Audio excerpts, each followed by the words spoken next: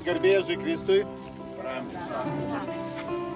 Skulptūra Ramybės angelas skirta palaidotiems Raitininkų kaimo kapinėse atminti ir suteikti ramybės jausmą kapus lankantiems žmonėms.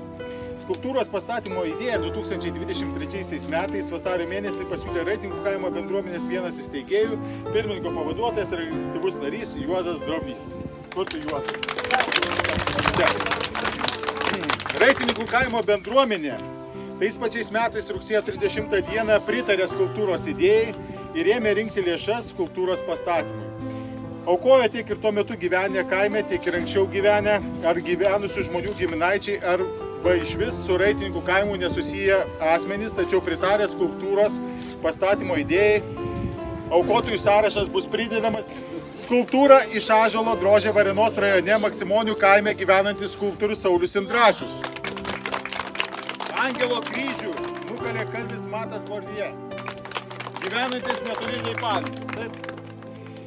Pastatymo talkose dalyvavo Raitininkų kaimo bendruomenės nariai. Paplokime tiems, kurie čia dirbo, tikrai labai daug. Šiais metais Liepos 13 dieną už Raitininkų ir aplinkiniuose kaimuose gyvenusius ir gyvenančius žmonės mišias Merkinės Švenčiausios Mergelės Marijos ėmimo į dangų bažnyčioje laikė ir skulptūrą pašventins Merkinės Švenčiausios Mergelės Marijos ėmimo į dangų bažnyčios klebonas daktaras Robertas Rumšas. Kartu su iš mūsų krašto kilusiu kunigu Kęstučiu Dvarecku. Raitininkų kaimo bendruomenė linki dabartyje gyvenantiems ir ateityje gyvensantiems ramybės, taikos ir laimės. Tegul skulptūra Ramybės angelas primena mūsų bendruomenės stiprybę, vienybę ir pagarbą protėviams. Branginkite, kaip mes branginame šią vietą, puoselėkite jos tradicijas ir vertybės. Tegul kiekviena diena atneša džiaugsmo, bendrystės ir prasmingų akimirkų. Pradėsime šventinimo ceremoniją. Norėčiau pasakyti, iš tikrųjų šis angelo skulptūra labai simboliška. Šventasis raštas irgi kalba apie ramybę. Viešpats prisikėlęs iš numirusių, ko pasveikino, kokiais žodžiais? Ramybė jums. Iš tikrųjų, turbūt toms mūsų bendruomenėms, mūsų šeimoms, turbūt daugiausiai ir trūksta tos dvasinės ramybės, tos dvasios palaimos, kuri gaivina, kuri palaiko ir padeda ištverti gyvenimo išbandymuose ir gyvenimo sunkumuose. Tai labai simboliška, kad ši skulptūra angelo ir primins mums visiems, kas mūsų gyvenime yra svarbiausia. Dvasios palaima, ramybė, gailestingumas, atlaidumas. O tiems mirusiems, mūsų brangiems mirusiesiems, kurie palaidoti šiuose kaimo kapinėse, mes tik galime irgi palinkėti tos amžinos šviesos ir ramybės. Vardant Dievo Tėvo ir Sūnaus ir Šventosios Dvasios. Te padeda mums Viešpats, dangaus ir žemės kūrėjas. Viešpats su jumis Ir su tavimi. Melskimės visagalį Viešpatie Dieve, tavo žodžiu viskas yra pašventinama ir palaiminama. Tad palaimink šį angelo skulptūrą, šią ramybės skulptūrą, ir suteik šio kaimo bendruomenės gyviesiems nariams tos dvasinės ramybės, paguodos, palaimos, o mirusiems amžinos šviesos ir taip pat dvasios ramybės ir palaimos. Šventinu šį angelą sargą, vardan Dievo Tėvo ir Sūnaus ir Šventosios. Vardan Dievo Tėvo ir Sūnaus. Ramybė jums. Sudėti ir aukotojų sąrašai ir visas tas tekstas, kurį aš buvau. Dar kartą visiems labą dieną čia susirinkusiems. Tai pirmiausia noriu pasakyti, kad labai džiaugiuosi dėl to, kad mūsų krašto žmonės vis dar gali susirinkti. Parlamentų šitas.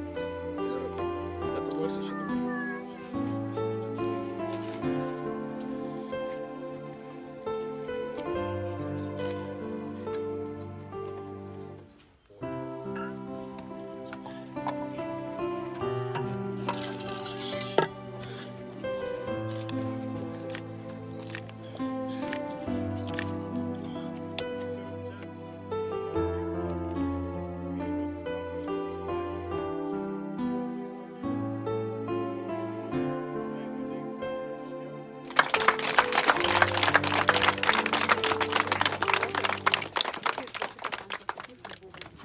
Kasdienė mamos malda bunda su saulė. Čia vieninga išliks mūsų tauta taikiam pasauly. tyrą žodį atneški žmonėms, artimo meilę, tegul žmonijos akys regės dangišką laimę, tegul šis jau šventas angelas saugo į amžinybę išėjusių ramybę. Ačiū. Gražus ramybės angelas ir mūsų bendruomenės nariai čia atsigulę, čia ilsisi, mūsų Tadukas Kužulis ir Vincas Prieskienis.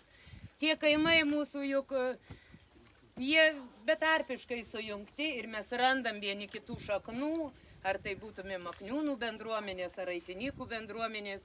Ir šis ramybės angelas, nors jo misija, kaip Juozas nusakė, saugoti čia atgulusių ramybę, bet aš manau, kad tą savo ramybę jis paskleis ir visam kaimui, ir Makniūnam, ir visai Raitininkų seniūnijai, galbūt takeliu per mišką ir Insubartonis tos ramybės nuveis, o galbūt ir visai mūsų tėvyniai, kad apsaugotų nuo karo dūmų ir visokių negandų. Labai linkėčiau, kad Raitininkai nesustotų prie šito angelo, bet kad puoselėtų savo gimtą kraštą. Kviečiu tada Redą ir Juozą do baidžios. Reda, ateik. Taip. Ir aš labai norėčiau padėkoti visos bendruomenės vardu ir linkėme jums sėkmės, telkiant Raitininkų kaimo žmonės, gražinant darbais, pušti savo kraštą. Gyvenkite tikėjimu, meilė, viltimi ir noru atiduoti kitiems tai, ką gero turite savyje. Ačiū Jums labai. Asta ir Juozai, draugniai, prašom atėjai. Kiek žinau Juozelį, jei ne tu, tai šio angelo tikrai būtų nebuvę. Tavo idėjos, tavo mintys ir tavo užsidegimas šitam savo gimtam kraštui, čia žemai va, kaip matai. Tai aš labai sveikinu jūs abu ir linkiu aš jums tikrai, nepavarkite daryti mažus darbus. Iš meilės Dievui, kuris žiūri ne į mūsų darbų didybę, bet į meilę, su kuria jie buvo atlikti. Čia nuo Subartonių kaimo bendruomenės, pirmininkė Onutės Paminienė. Linkiu sėkmės. Čia bus labai dėkingi Leonora Kužuliai su dukromis. Džiaugiuosi, kad kaimas susivienijo ir pastatė tokią gražią skulptūrą, nes kaip ir anuomet tėtis sakydavo, kad statykite kryžius, nes gal, kaip užėjo raudonasis teroras, gal neliks kaimų ir žmonių neliks, bet kryžiai primins, kad čia gyveno lietuviai. Tai labai svarbu, kad tokius kryžius stato ir bendruomenės susivienijimo. Esu iš netolimo kaimo, mano tėvelio mama gimusi iš Klepočių gretimo kaimo, tai man irgi labai svarbu, kad ta bendruomenė kaip tik neišnyksta, o kaip suvažiavo tiek daug žmonių ir jaunų žmonių, tai labai tas svarbu, manau.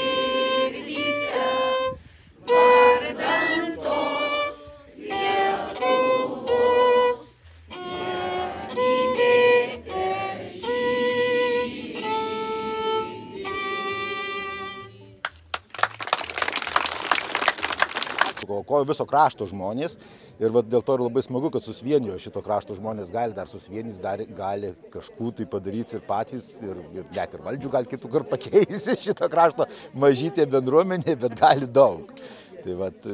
Tai ir taip ir gimė padaryti šitas angelas, nes su Juozu daug svarstėm, ką galėtum kur pastatyti. Buvo visokių idėjų, bet apsistojom ties šitą.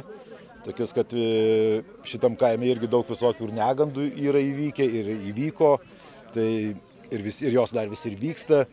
Tai gal šitą kaimą padės šitas angelas šitam kaimui. Jūsų sūnus praktiškai iniciatorius buvo šio ramybės angelo.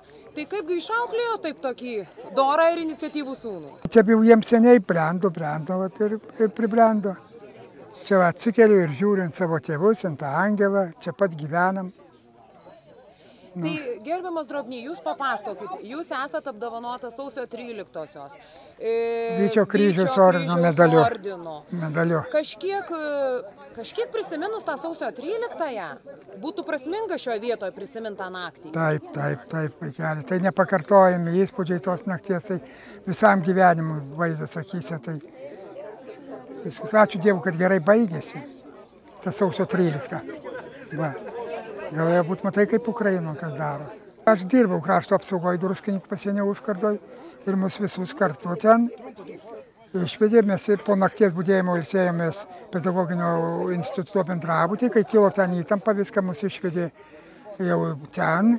Ir paskui, kai jau ten buvo liepė iš rūmų išeiti, nes kilo pavojus, aš tada atsidūriau, paprašiau su pakeleivingais prie bokšto ir ten gavau. Bet nebijojot su pakeleivingais? Nebuvo baimės, nieks nebijojo. Nieks, žmonių tokia euforija, susitelkimas, mus visus vaišino, rėkėmės, kaip iš pedagoginio žygiavom per tą baltą tiltą, koks jis ten ant kalno mūrai, kaip traukė. Man lik šiol ausytis skamba, kokia buvo nuotaika. Viskas, va. Ar buvote sužeistas? Taip, sunkus kūno sužalojimas. Galvon automatu atsisuko kareivis. Mes buvom uniformuoti, aš buvau su uniformu, atsisuko, gavau, stipriai pataikė ir jau atsibudau, kai žmonių būrys. Jau nieko atjungė ir gydžiausi. Bet tas patriotizmas vis tiek ruseno ir be... Nu tai aišku, taip. Ir vaikam, ačiū Dievui, ir dukterys abidvi policijoje ir visko, čia prisidėjo daug. Ir visko visi judam, krutam. Dėkoju Dievui mieliausiam, kad sulaukiau dar šitokion garbingon šventien, kad angelas jau ramybės saugos mūsų Raitininkų kapinaitės ir mūsų artimuosius. Tai labai jau džiaugiuosi ir labai patenkinti ir mano visa šeima, dukros ir aš. Taip, ir kadangi jūs ir tremtinėčiai, ir trispalvė, ir tautiška giesmė skambėjo, tai turbūt už širdelės grįžti. Tai žinoma, Dainutė, kokia kalba, kad šitiek išbuvytom tremty ir dar sulaukėm tokios šventės.